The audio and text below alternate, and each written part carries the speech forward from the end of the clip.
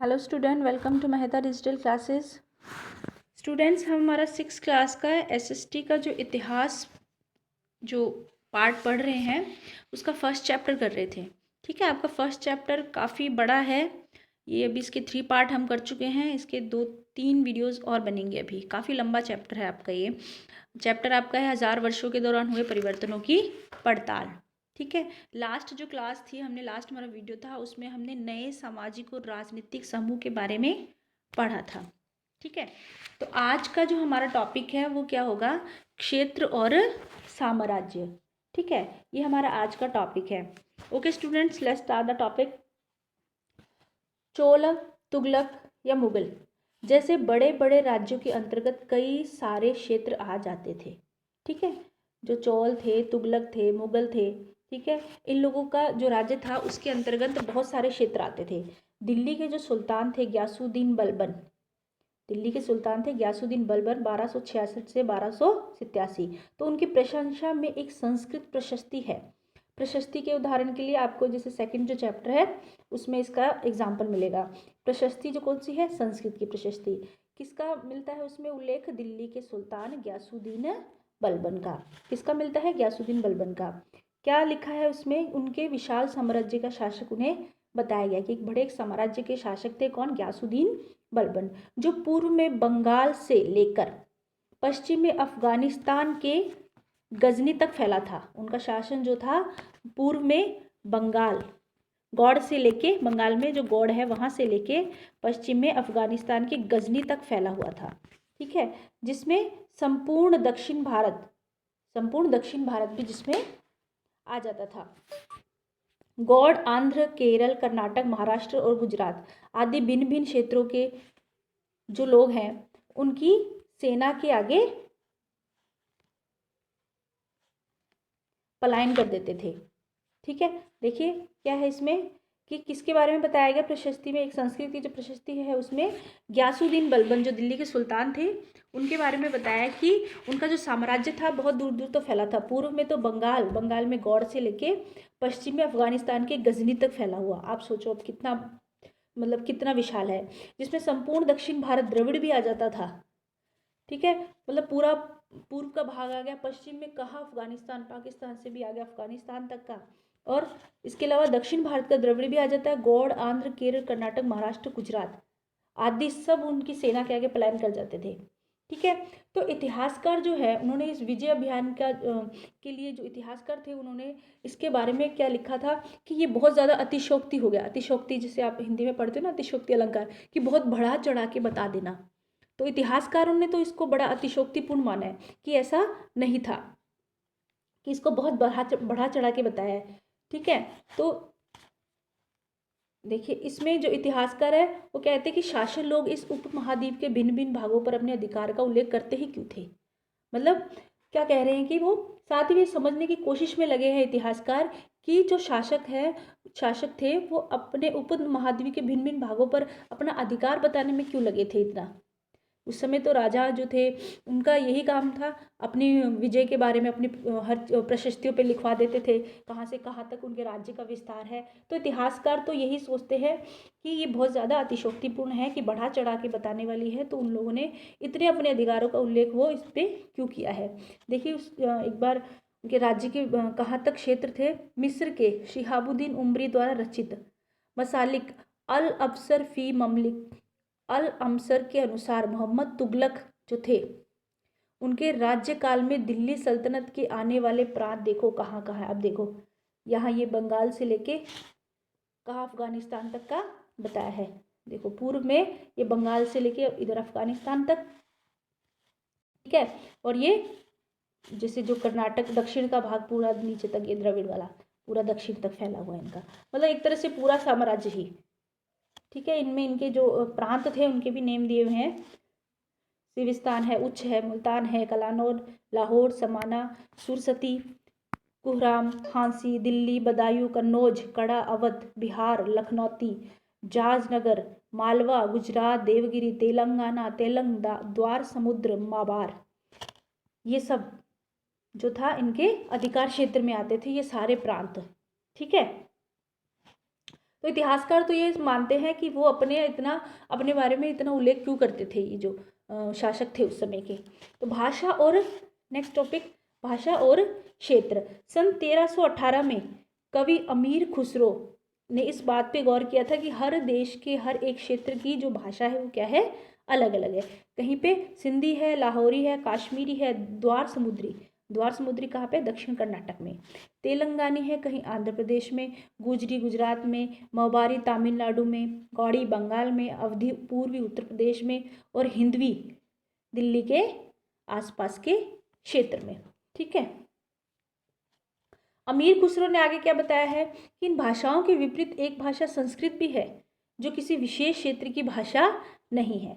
संस्कृत जो थी किसी क्षेत्र विशेष की भाषा नहीं थी वो, जैसे कि पंजाब की पंजाबी होगी, ठीक है, गुजरात की गुजराती हो गई, राजस्थान की राजस्थानी है। इस तरह से जो संस्कृत थी वो किसी पर्टिकुलर किसी क्षेत्र विशेष की भाषा नहीं थी, जिसे तो केवल ब्राह्मण मानते थे, आम जनता की भाषा नहीं थी, क्योंकि इसमें तो ग्रंथ लिखे जाते तो आम लोगों के समझ में नहीं आती थी ये भाषा। ब्राह्मण लोग ही इसका इस्तेमाल करते थे अपने पूजा पाठ में, मंत्रों में, उच्चारण, वेद मंत्र उच्चारण में, पूजा पाठ में। इसके अलावा और जो भी कर्मकांड किए जाते थे या जो लिखे जाते थे ग्रंथ वगैरह, सब उसमें इसका प्रयोग होता था, इस भाषा का यूज़ करते थे, आम जनता नहीं। अमीर खुसरो द्वारा उल्लेखित भाषाओं की एक सूची बनाई और एक सूची में उन भाषाओं के नाम की बनाई है, उनके द्वारा उल्लेखित, तो उन उल्लेखित क्षेत्रों में आज बोली जो जाती है। ठीक है, ये आपको एक प्रोजेक्ट वर्क हो गया, ये भी मैं आपको आगे दूंगी होमवर्क में। फिर सन 700 तक कई क्षेत्रों के अपने अपने भौगोलिक आयाम हो चुके थे, उनकी अपनी भाषा और सांस्कृतिक विशेषताएं उनकी स्पष्ट हो गई थी कि सन 700 तक अलग अलग भौगोलिक क्षेत्र बन चुके थे। ठीक है, अपनी अपनी भाषाएं थी, वहाँ की संस्कृति की अलग अलग विशेषताएं भी स्पष्ट हो गई थी। इसके बारे में आप आगे जो चैप्टर 9 है आपका, इसमें ज़्यादा जानकारी मिलेगी। ये क्षेत्र विशेष शासक जो राजवंशों से भी जुड़ गए थे। इन राज्यों के बीच काफ़ी टकराव भी चलती रही, कभी कभी चोल है, खलजी है, तुगलक है, मुगल जैसे राजवंश, ठीक है, अनेक क्षेत्रों में फैला एक विशाल साम्राज्य भी खड़ा कर लेते थे। ये सभी साम्राज्य समान रूप से स्थिर या सफल नहीं हो पाते थे। ठीक है, इसका आपको एग्जाम्पल जो है वो आगे 3rd 4th चैप्टर में। खलजी और मुगल वंश के शासन कितनी कितनी अवधि तक चले, ये भी आगे आपको पढ़ने में आएगा। 18वीं सदी में मुगल वंश पतन के ढलान पर थे। 18वीं सदी में जो मुगल वंश थे वो उनका पतन होने वाला था, मतलब फलस्वरूप क्षेत्रीय राज्य फिर से उभरने लग गए।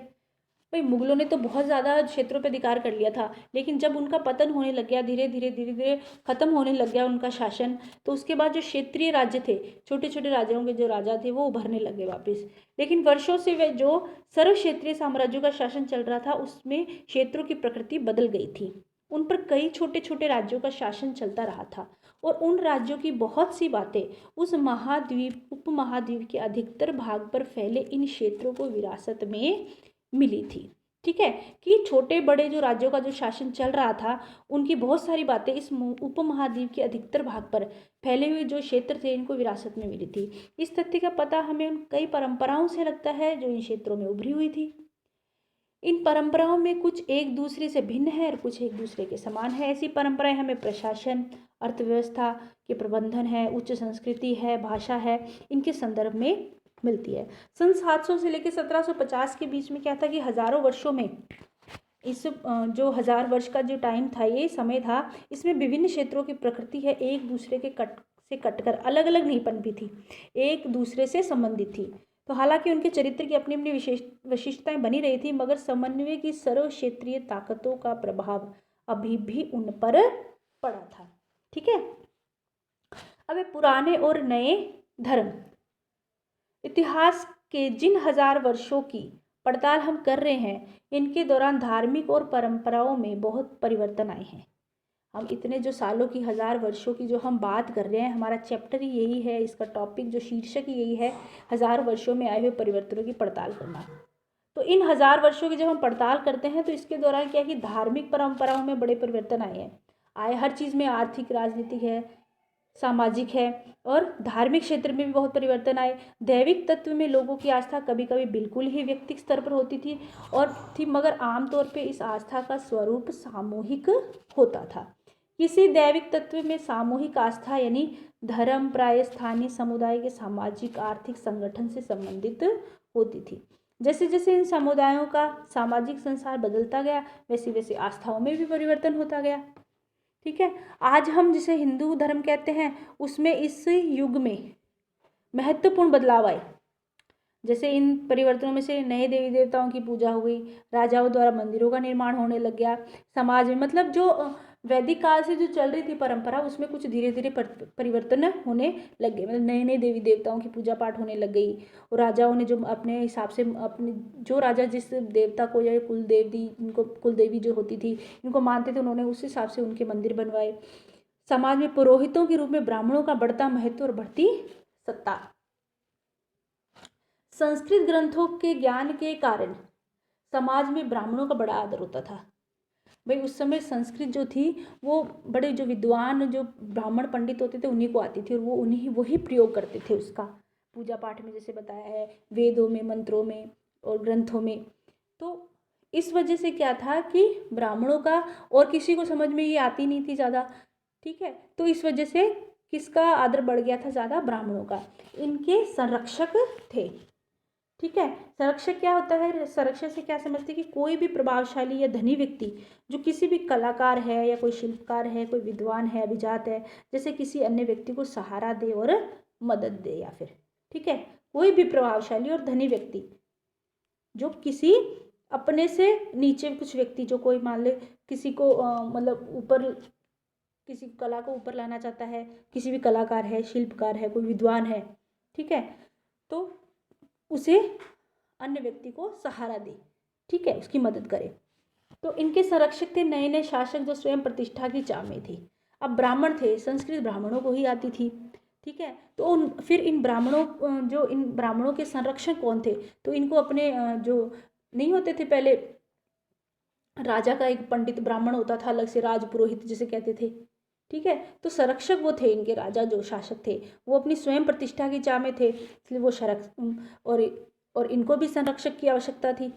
इन संरक्षकों का समर्थन होने के कारण समाज में इनका दबदबा और भी बढ़ता गया। इस युग में एक महत्वपूर्ण परिवर्तन भक्ति की अवधारणा के रूप में आया। इसमें ईश्वर की कल्पना एक ऐसे प्रेमेल इष्ट देवी देवता के रूप में की जाती थी जिस तक पुजारियों के विशद कर्म कांड के बिना ही भक्त स्वयं पहुंच सके। इस विषय में जो पूरी जानकारी हमें आगे वाले जो 8 चैप्टर है उसमें मिलेगी, ठीक है। मतलब क्या है कि भक्ति की एक अलग अवधारणा पैदा हो गई थी।